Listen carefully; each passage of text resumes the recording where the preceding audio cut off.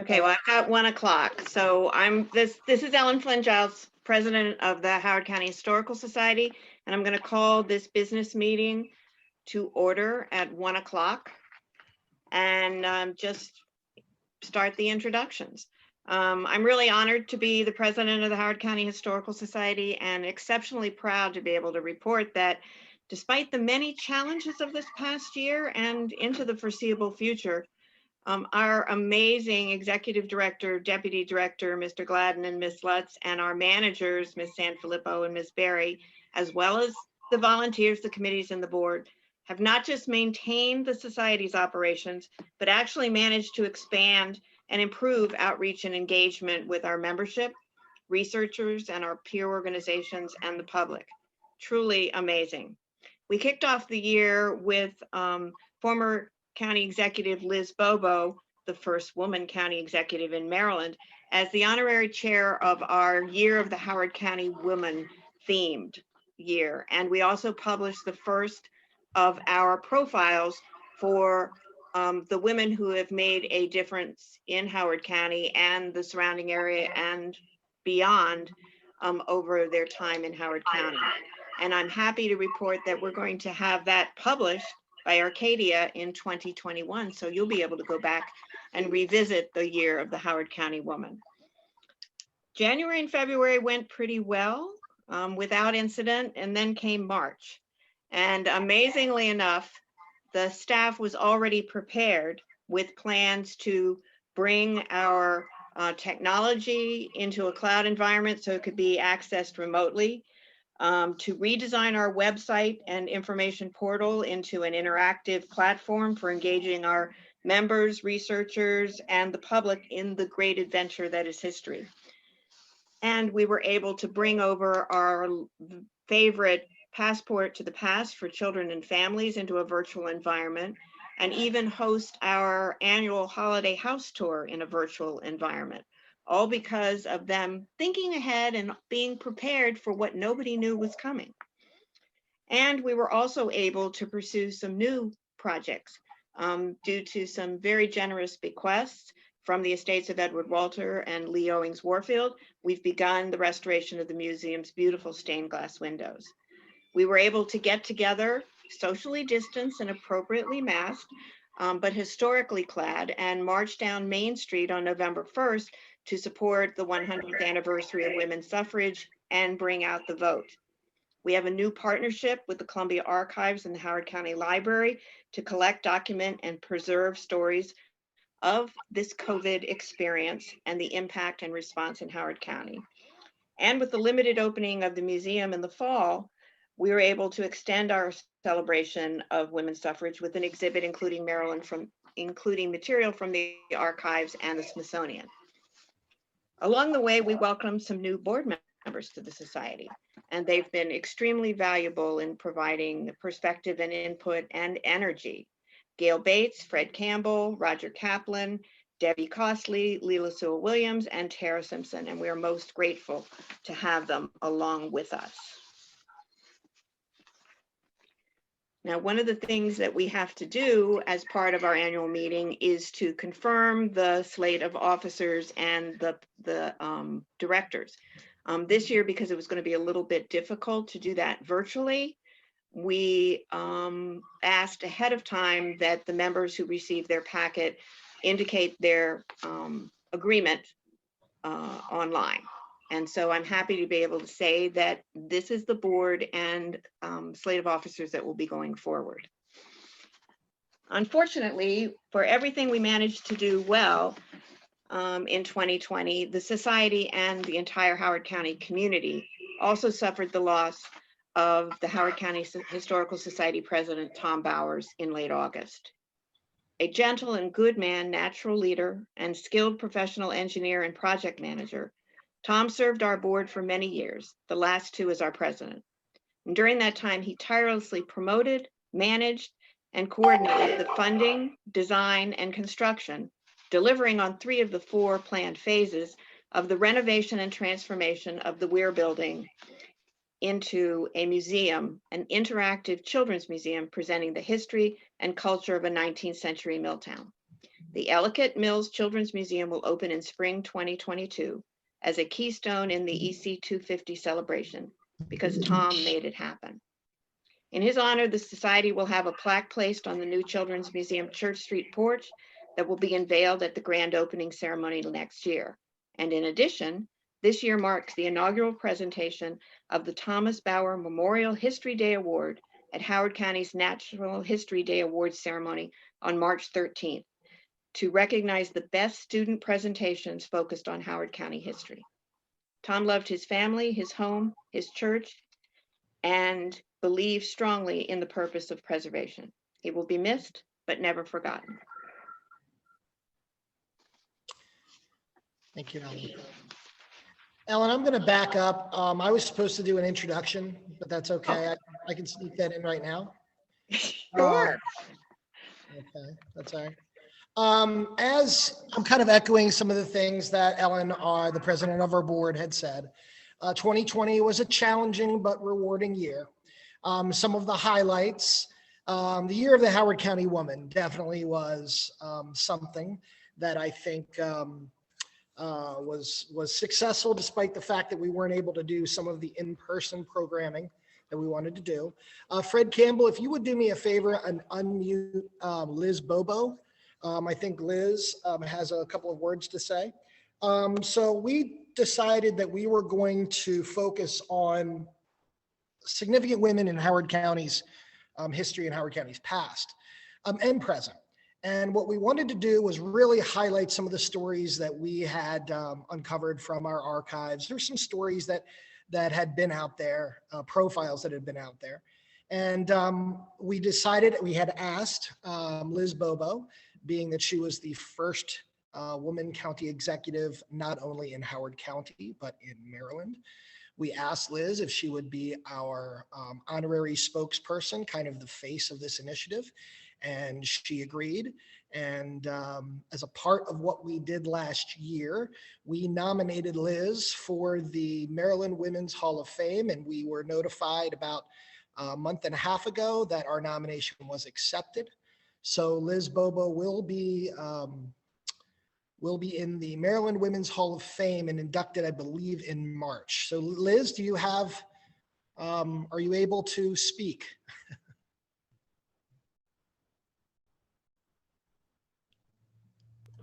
For participants, this is Fred Campbell. For participants, I don't have the power to unmute you. I can just send you an unmute request. Then you have to click on, there you go. Myself? Fantastic, there you go. Okay, thank you. Yeah, just briefly, I told Shawn that I would like an opportunity to, just thank him today for putting my name in for a nomination. I really appreciate it a lot. I think it's good for Howard County. And I just wanted to tell you a couple of things very briefly that I have not said before, that if my mother were alive, she would be beside herself with happiness about this. My mom's father's family moved from France to what is now Calvert County in the 1600s. And my mom never lived in Calvert County because her dad married a woman who refused to move there from Baltimore, so he moved up to Baltimore. But they still have, the house still stands where this family built, and it was something that happened with more than a few families. The people who in the Caucasian families line of owning the house moved out of the county, and that home and land is now owned and farmed by African-American family. I just want to also say, moving out of Calvert County, many of you know Joetta Cram. She was the woman who got me involved in historic issues in Howard County. I was one of the tour givers for the bicentennial program in Howard County. And then also Senator Clark worked very close with me on farmland preservation and developing what was called an installment purchase agreement, which is now used across the country for people who can't afford to pass up the opportunity of the money they could receive from development, but also didn't have enough money to pay the full road. And so I've learned so much about Howard County. I've learned a lot more since I've started hanging out with Shawn more. And I just wanted to thank you for all the work you do and tell you that I'm very grateful for that nomination. Thank you. Thank you, Liz. Thank you. That was very nice, and it was our honor. One of the things that Paulette, myself, Erin, and Mary, we take a lot of pride in our local history, and take a lot of pride in, I guess, kind of making the unknown known. We really do like to elevate those who have done significant things from our county, and as we move forward, that's kind of our focus as we design new exhibits, new programs, and continue to engage with all the interesting local history that we have and that we have access to. So Year of the Howard County Woman, great success, brought in a lot of new research, brought in some new profiles, and once again, we, as Ellen had said, we will be publishing a book with Arcadia. Later this year, as you are all members, you'll get something from us in the legacy with instructions on how to pre-order one of these Arcadia books, which is due to be released at the end of this year. We did spend much of 2020 trying to shift to a virtual program, which we are continuing in 2021. At the end of this presentation, when I talk about us moving forward, I'll go into a little bit of that.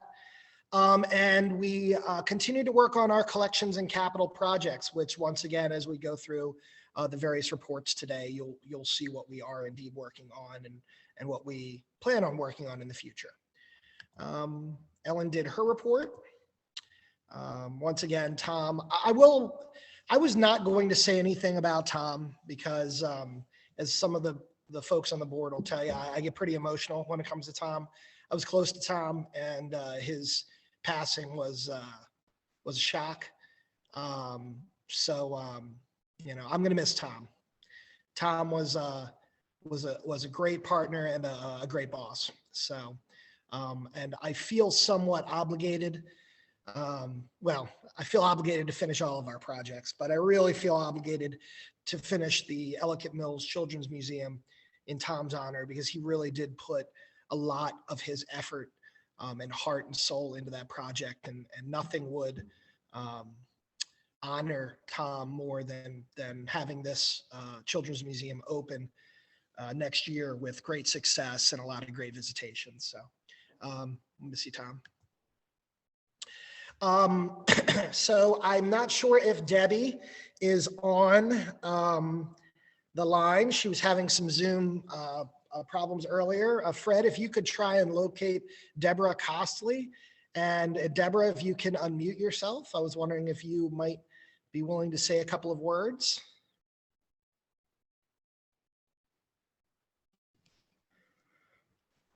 Oh, there. Can you hear me now? I had a problem unmuting. Debbie. Yes. Hi, Shawn. Hey, Debbie. Go ahead and tell everybody about yourself. I guess I'll say before you get started, that we in the archives of the Historical Society know Deborah pretty well. Let's just say she was a constant visitor, and we learned as much from her as she learned from us. And we look forward when she inquired about being on the board. Immediately, I thought it was a great fit, especially knowing Deborah's research abilities. So Deborah, tell us a little bit about yourself, if you wouldn't mind. Okay. First off, I'm honored to be on the board, and Deborah is kind of stuffy for me, Shawn, so I'm Debbie. Yes, I used to have a permanent office at the library where I would go between my breaks from school or after my breaks or on my long weekend, and I learned much from the Historical Society. And I have to thank Mary for that. She spent tireless days going through the back room. But let me give you a background. I grew up in Howard County, in the western end of Howard County. I have been around Howard County and Howard County government for over 35 years. I started work with Dorothy Moore at Community Action, where I originally met Miss Bobo and Charles Eckert. I was then the volunteer coordinator for Howard County Head Start, And I volunteered so much that Ms. Moore offered me a job working in the office, which I did. And like I said, I've met Mary. I've met Pat Greenwald through my cousin over in Sykes. Oh, did we lose Debbie? Debbie, you there?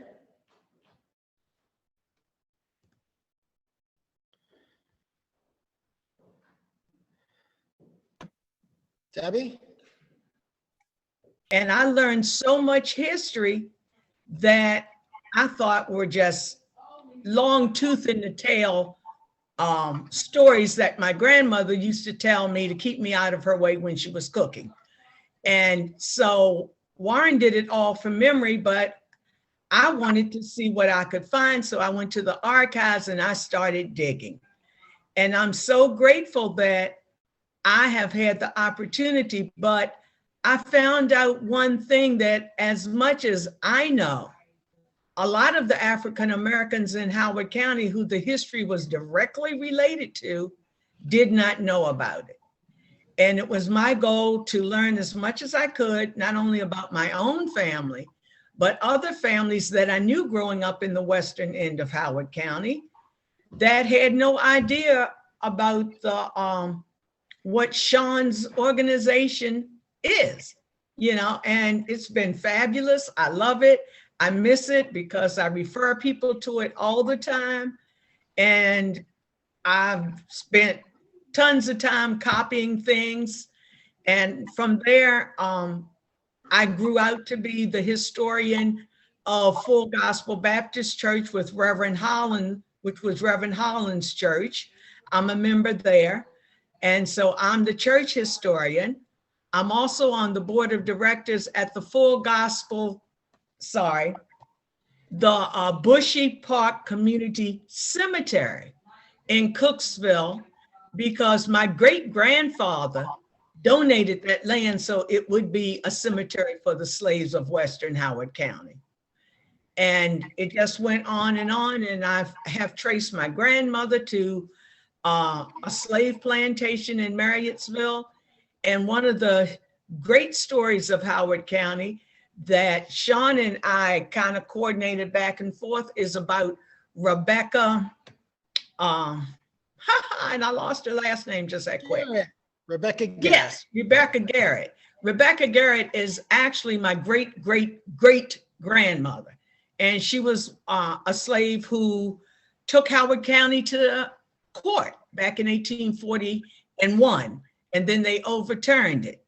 So it's been a long hunt for her descendants and information since then.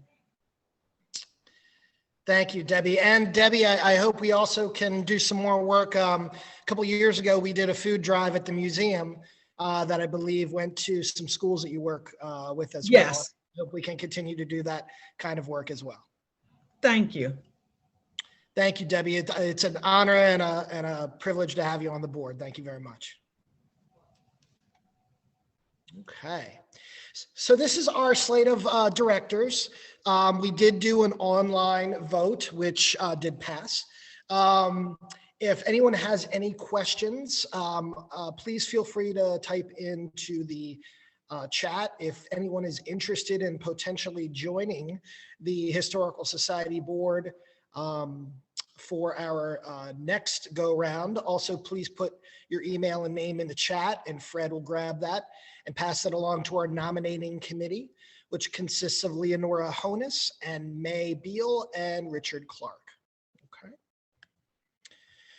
Okay, so next on the agenda is the treasurer's report, and I had emailed out to all members a complete treasurer's report from the end of last year. I really just kind of wanted to focus on a few of the highlights. In normal situation, when we're doing our annual meeting and we're in front of you all, usually we hand you a packet of information that has various reports. Some of you pay attention to those reports, some do not. If anyone has any questions regarding our treasurer's reports or any questions, once again, please feel free to send me an email. If you have any direct questions about what you're seeing in the reports, we can certainly try and answer them. First of all, I will go ahead and point out some of the, I guess you could say, some of the highlights from our treasurer's report.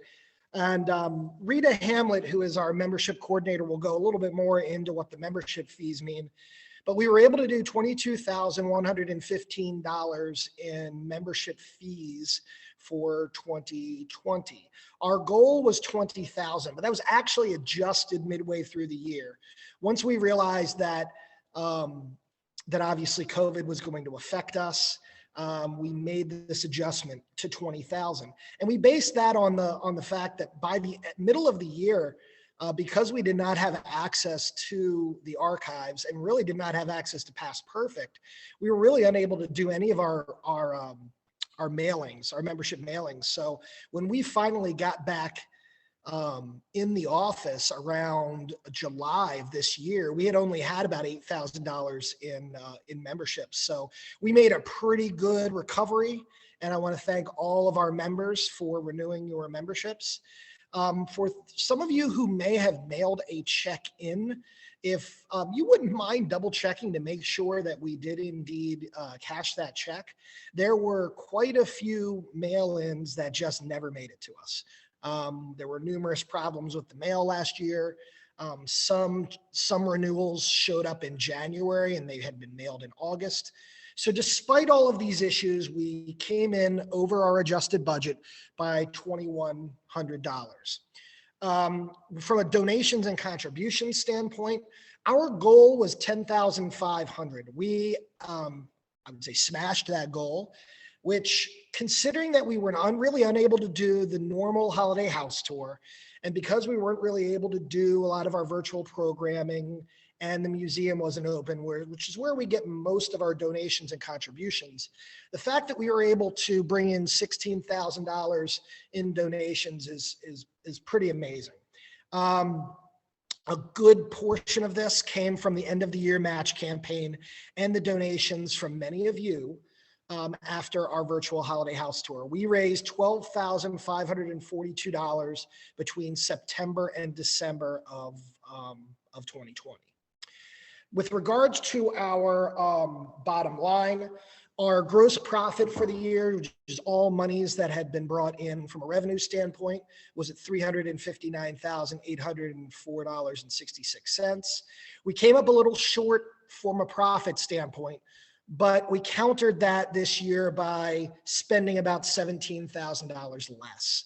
Obviously, with the museum not being open most of the year, obviously with other expenses like the Howard County Fair not being needed, to the expense for the exhibit not being needed this year, we were able to save a little bit of money, and therefore we finished the year with a net operating income of about $7,000 for a nonprofit. That's a good number.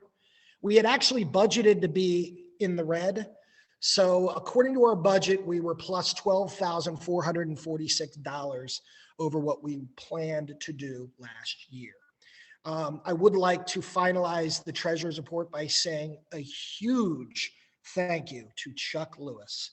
Chuck was our treasurer for the last 5 years. And as much as I really appreciate all of the accolades that come my way and how much the board and the members and volunteers all appreciate the job that I'm doing, I'm telling you, I couldn't do the job that I do without having Chuck Lewis there. Chuck was a stabilizing factor for our organization and allowed us to grow exponentially over the last 5 years. So thank you once again, Chuck, for all of your hard work. I'm now going to turn over to Pat Greenwald, who, Pat, I think you can go ahead and, actually, we're not going to share. I'm going to share my screen, but Pat, if you can unmute yourself. Yeah, I think I'm unmuted. Okay, let me get your screen back up. Okay. Pat, look at that picture I got from History Day. My husband looked at it and said, that's really old. I think it was just 2 years ago. But it's you holding a bear. I thought it was cute. Well, because Ann Schoenhut is the coordinator of the Education Committee, and she is the author of the Downtown Brown book. So that is a mini Downtown Brown I'm holding. Okay, I'm going to be talking about 3 of the activities we've had in the past year and we'll be having. for the Education Committee. The first one I'd like to highlight is the lunch dates with history. These are on the first Friday of each month from noon until 1. They've always been at the museum, lunch dates, because you were to bring along your lunch. Obviously, we're having them in a virtual format right now. We're planning to be virtual through June. So if you want to go ahead and mark the first Friday of each month at noon, on March 5th, Paulette will be sharing her biographies of many of the Howard County women that she's been researching. And that is on March 5th. On April 2nd, the program will be on Laurel, 150 years of Laurel history. So please go ahead and plan to attend those. They're always very informative. Pat, give me 1 second. I'm bringing up the website so I can show members. So if you go to our website and you go under education and go under virtual lunch lectures, and you will see the complete listing of our lunch lectures for this year, the virtual lunch lectures. There you go, Pat. If you register for a lunch lecture, then you will get the Zoom connection so that you'll be able to log on that day. Okay, the other thing that we do is the Passport to the Past, which is a program for children and their parents where they go and visit local sites. It has been a get in the car and go kind of thing, but obviously this last year it was just a virtual program and we aren't quite sure where it's heading this year, but we are working on it. And then Shawn, if you could go to the slides for the Children's Museum. Sure. Let me just go ahead and say that we do have on the website a virtual edition of the Passport to the Past, but this is from last year and we will do something like this again next year as an interactive version of our passport. And if you look on the website, once again, there are a number of different locations. And we have an interactive map that shows you where each one of the locations are. When you visit a location, you can click on the interactive part on the website, submit, and then upload pictures of you and your family at the location. And that's what this is the answer to the virtual passport, obviously, since we couldn't do the regular passport last year. This is our 7th year of doing it. We try to put in 8 to 10 new sites each year and cycle out a few of them. If any of you know of any sites that you really think should be included, please let us know because I'm running out of ideas. Okay, now to move on to the Ellicott Mills Children's Museum, which now has a name. It was voted by the board at our last board meeting that it will be called the Ellicott Mills Children's Museum, with a subtitle to go on text items that will be the history and culture of a 19th century mill town. And as you can see, it is a work in progress. And I apologize for these slides. A lot was lost in the translation going into this wider format. But if we can go to the first one here. If you walk in the door you just saw, this is what you would see. You would come into 3 areas. First, there's an exhibit area, which will just show some of the history of the building, education in the county, the story of the Quakers in the county and such. Then there will be 3 areas that will be designated as real areas from the 1800 to 1830 time period, which is when this was in use as a school. The first would be an education room, the school room. Then there is domestic life, which is represented in the great room. And then there's a commerce area, which is represented by a general store. And then we will send the young participants next door to look at industry with the Mills exhibit over at the museum. So we have these 3 areas that we're trying to develop. Okay, next slide. Okay, as the kids come in or adults come in, it will be open whenever the museum next door is open. We're hoping that the Children's Museum will be open as well. So as soon as visitors come in, they will see an area of displays about the building, as I said, the schools, the history of the schools, the history of the Quakers, etc. And we're just starting to get some drafts of some of the panels, which will be on display. So this is one of the drafts we just received, I believe, last Friday on the panel telling about the school building itself. Okay, next slide. Okay, to step into the schoolroom, we are going to try to represent a Quaker school from that 1800 to 1830 time vintage with authentic furnishings. Okay, in each of these areas, by the way, we will have 2 activities for drop-in visitors. One will be a hands-on make something kind of thing, and the other one will be more of a paper and pencil kind of activity. And we'll rotate those out so there'll be new ones each month. Okay, so if we can move on to the great room. You know, we think of great rooms as builders have them now, these big 30 by 30 foot rooms in modern houses. They were teeny tiny rooms where all family activities take place. So that's what we're going to try to emphasize for the kids by having all furnishings that are multifunctional and a very tight place for the family to do everything except sleeping. Okay, then if we can move on to the general store. Commerce will be represented by the general store. When the Ellicotts came to Ellicott City, the first thing they built over where the big mills are now was their homes. And then attached to one of their homes, the next thing they built was a general store. The very next thing was the school. The boys eventually moved across the river to the Ellicott Mills school that we're restoring now. Okay, next slide. Okay, for each of these areas, we have done up a schematic to see, you know, drawn it to scale to see exactly what we're going to be needing in the way of furnishings. And that's where we need everybody's help. For example, here in the great room, we've been given the dry sink. We have 2 of the plank bottom chairs, but we still need a 6-board chest, a cupboard, a settle, a Boston rocker. We do have our spinning wheel, and I think we have a cradle, and I have a rope bed that I'd like to get a better one, but it will do. So for each of the rooms, we have a long list of things that we need.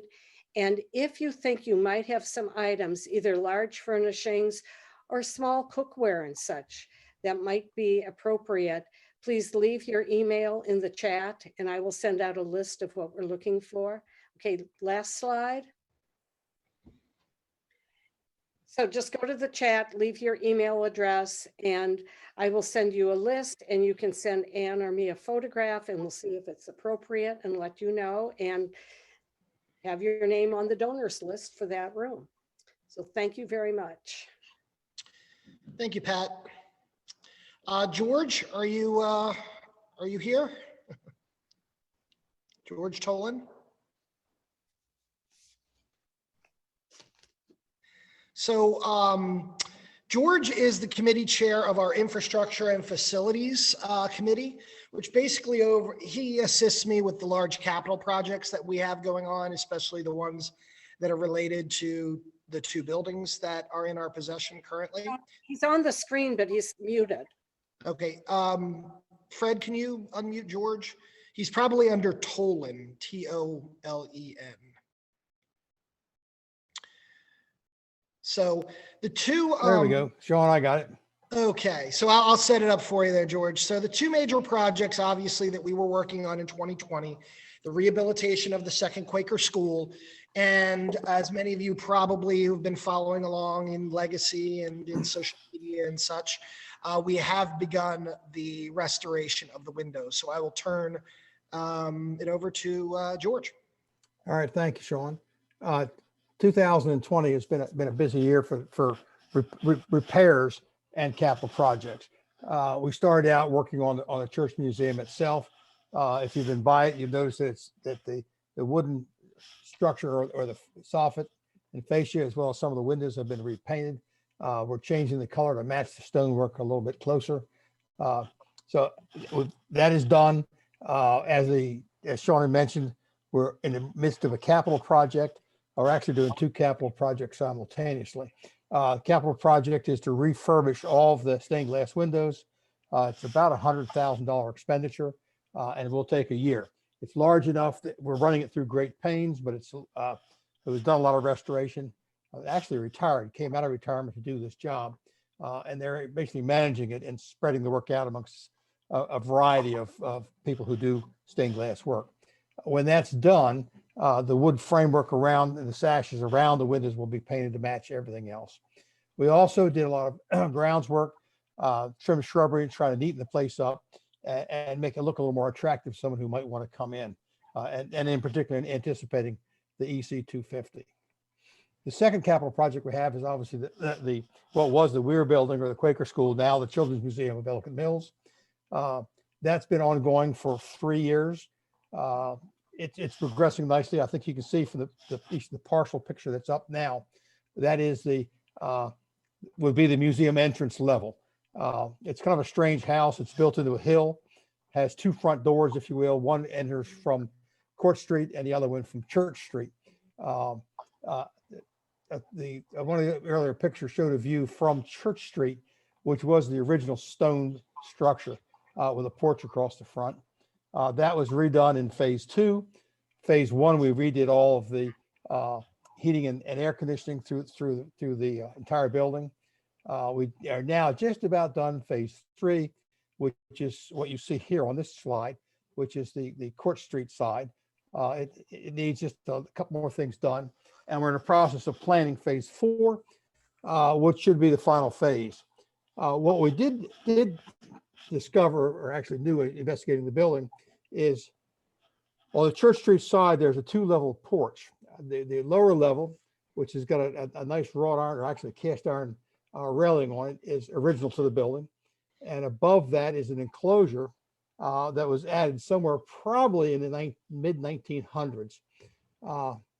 Shawn, you digging back? Yeah, you can see that picture there on top. That has seven crank open jalousie windows, were typical in 1950s. But that encloses a porch which is about 4 feet wide. What it encloses is the original, well, the second original roof to the building, which is a mansard style roof with 3 absolutely stunning windows inside, which we don't have a photograph here, as well as original cedar shake siding.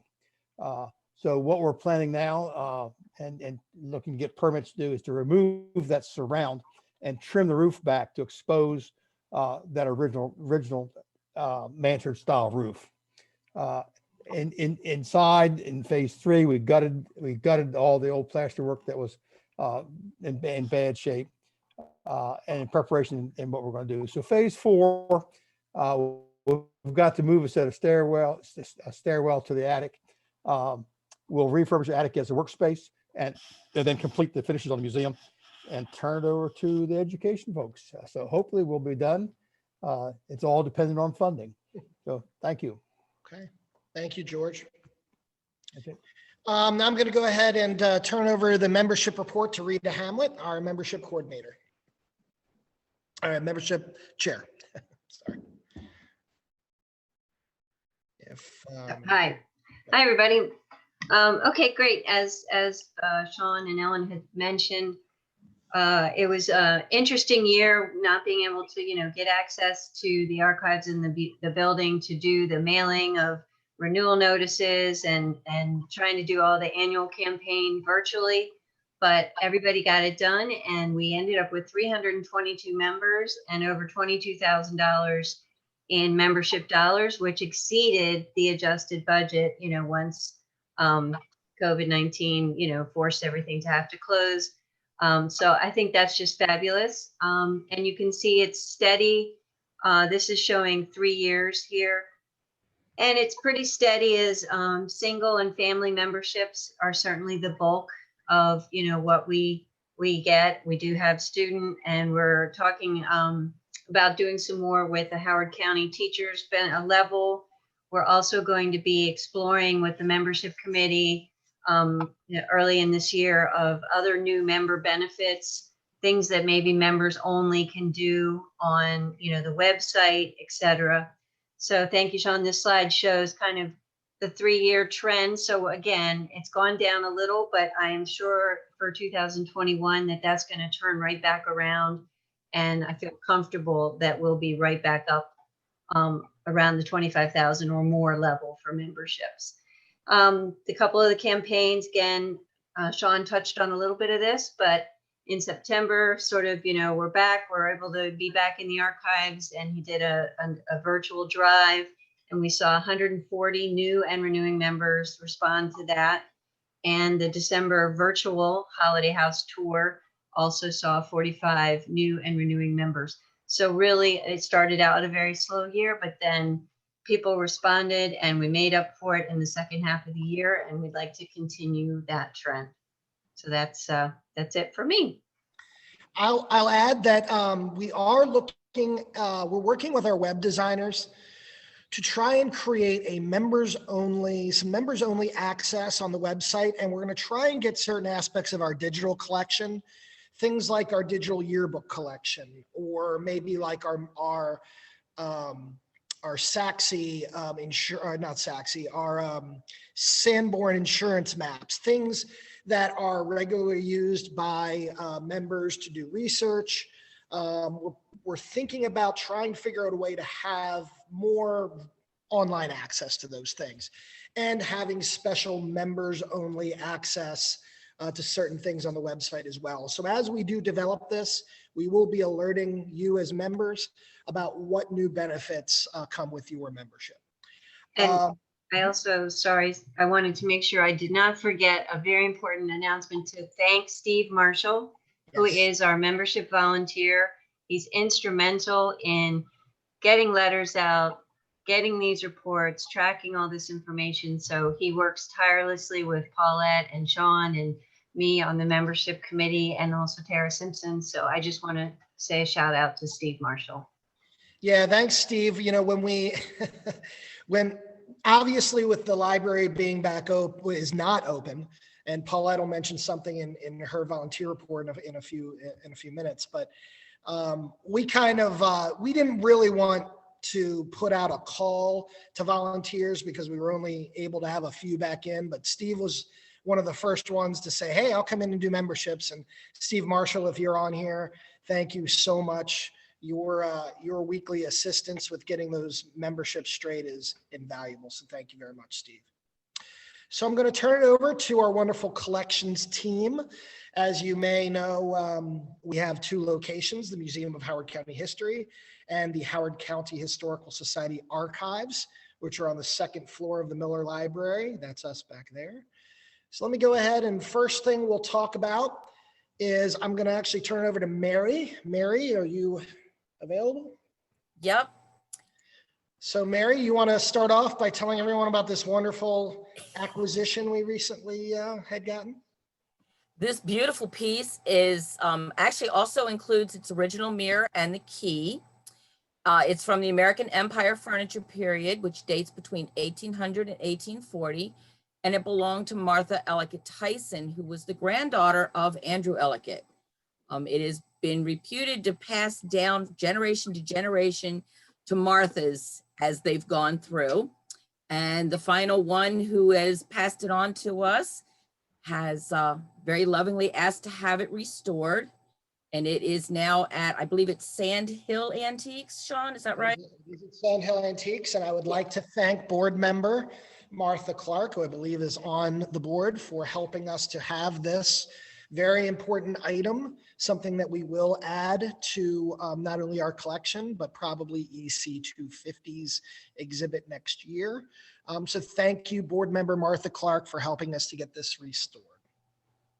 Yes, thank you. I'm also very excited because it's one of my favorite time periods for furniture. So it's a beautiful piece. Okay. All right, Mary, go ahead. Okay, so basically this is looking at my new prize baby. We have a vault in the Ware building. I still call the first floor the Ware building. The second floor will be the Children's Museum. On the first floor, we have a lot of our large piece storage, and we have begun putting in our textile collection and our framed art collection. We've been doing a lot of reboxing of the textiles. It's about 90% complete at this point. My volunteer, Amy Poff, has a very busy time schedule, so she fits me in when she can. We identify, photograph, date, and rebox all of our textiles, and they've now been moved in there. We're almost done. The other shot shows our framed collection. I had the pleasure of working with one of the best volunteers ever this year, Emma Miller, ALO. Every Friday for 11 weeks, she tirelessly photoed, measured, tagged, and archivally wrapped our collection, which it is desperately needed. We've been moving it out of the archive vault and out of the basement of the museum. And it now also is in a climate controlled area. It's about 80% complete. I'm going to be finishing up the rest of it. Unfortunately, we lost Emma to a paid position, but I can't fault her for that, obviously. Then we've gone on to, while things were getting crazy with the windows, we figured might as well get the horseshoe outer ring of the gallery space painted, and we'll be putting things back. Now the windows won't be back until the spring, and when they come back, they're going to be taking other ones out. So we're going to be a little cattywampus for a while, unfortunately. You're just going to have to bear with us. But since we're putting everything back, we're going to put it back a little bit differently, but you'll have to wait for that.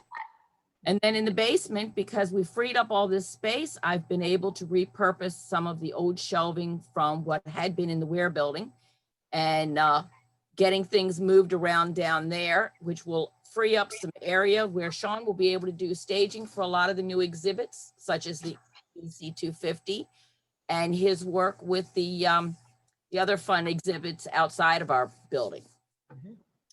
That's about it. Thank you, Mary. I'm going to step things up a little bit because we're trying to finish up so we can get to our speaker. Erin Berry, who is our new consulting archives manager, has actually mailed in a little video for us. So if everybody can just bear with me 1 second so I can show Erin. Hi everyone, my name is Erin Berry and I'm the new archivist for the Historical Society in 2020 and moving into 2021. My main focus has been cleaning and organizing the workspace as well as the vault where we hold our collections. I've also been making manuals and guides for our future volunteers and our interns when they're allowed to come back. I'm hoping that these tools will better streamline workflows as well as create standards so we can make sure that the basic preservation needs for our collections is met, as well as point of access through the data so this material can be accessible for many generations to come.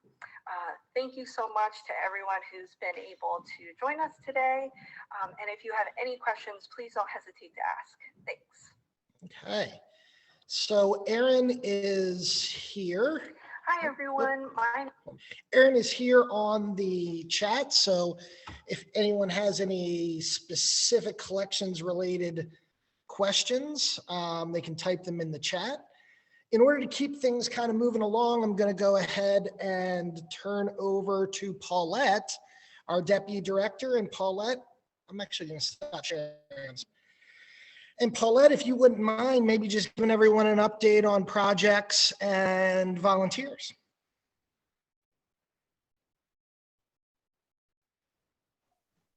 Okay, can you hear me? Just Yes. unmuted? Okay. First of all, with our volunteers, you know, last year was a really tough year because of COVID. We couldn't have the volunteers come into the archive. And, you know, the volunteers are the heartbeat of our organization. And Shawn and I couldn't do what we do without our volunteers there, you know, doing the work and the research. I would like to give a special shout out to Steve Marshall, who came in and did the memberships as they've already stated. And I also wanted to give a special shout out to Dan Maserati. He is a researcher extraordinaire. He has worked from home and he's also worked in the archives to help us out. And if it hadn't been for their help, Shawn and I would be in a bad state. They've really been helpful. So we really wanted to express our appreciation to them. We also wanted to send out a shout out and a big thank you to Carl and Melinda Ott. They are members and they contacted Shawn and said they would love to help. And so they are posting YouTube videos for us on YouTube. And this has been a tremendous help to us as well. So we'd like to thank them for their help and also mention to any other members, if you're interested in helping out, especially in this new technology field, you know, with blog posts or, you know, things like that, we can always use the help. So contact us. You can go on our website and look at the volunteer link and come in and join us. Another thing I wanted to update us on, you know, last year or year before last, we were starting out our wedding business and we were doing really well. And we were booking weddings and showers and baby showers and really going well. And then COVID hit. And we had several cancellations in the wedding business because of COVID. However, we are looking up now again. The county has lifted some of the restrictions and we'll be able to have at half capacity functions at the museum, you know. So if you know of anyone who has a wedding or a baby shower or wedding shower, any kind of special event like that, please let us know. We'll be glad to handle that for them. We do have a wedding booked for April, so that's great. And, you know, have them contact me if they are interested in having an event at the museum. Now, our special projects that we're working on, of course, with COVID, you know, we couldn't have people coming into the archives, but we do a lot of outreach into the community. Our legacy, of course, we always keep that going. And I did want to say to the members out there, if there's a particular subject that you would like for us to write an article on, don't hesitate to write in, email us. Also, we have been working on the Biz Monthly. That's a newsletter that goes out. And the Biz Monthly has a history article in their newsletter every month. So we've been writing letters for that, or articles for that. And also the Voices of Laurel, we're doing history articles for them as well. So this is keeping our name out there in the public, and people are reading about the history of the county and getting, you know, they get information, and hopefully they'll generate more interest in the Historical Society for us. We had our Woman of the Year last year, which Shawn has mentioned earlier. It was a fantastic event. We had postings every week on the Women of the Year. And that really provided a lot of information to the public, but it also brought in more lectures. We were getting requests for lectures, and Shawn and I have been doing that as a result of the Woman of the Year. And then another project that I've been working on is with the Pomeroy Foundation. Laura Byrne was the leader in Howard County of the women's suffrage movement. And through the Women's History Center and the Pomeroy Foundation, we are going to have a sign in Ellicott City honoring Laura Byrne for all of her work in the suffrage movement. So that will probably be going up this spring, and we'll probably have a little dedication ceremony with county representatives there. So that'll be something for you to look forward to. So I think that's about everything. Great. And we'll move on. I know we're short on time. Yeah, so it doesn't leave me a whole lot of time for my State of the Society. So I'm just going to wrap things up kind of quickly so we can get to our wonderful speaker today.